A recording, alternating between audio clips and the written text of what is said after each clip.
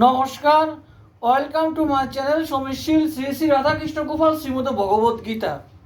আজ 15 মে 2025 আমি অষ্টাদশ পুরাণ সমগ্রের নাম ও পরিচয়ের স্কন্দ পুরাণ অংশের প্রথম খণ্ড পাঠ করব। শ্রী শ্রী অষ্টাদশ পুরাণ সমগ্র কি জয়, শ্রী শ্রী রাধাকৃষ্ণ গোপাল শ্রীমদ ভগবত গীতা কি জয়।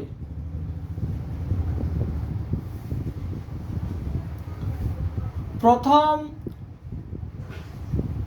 মহেশ্বর খণ্ডে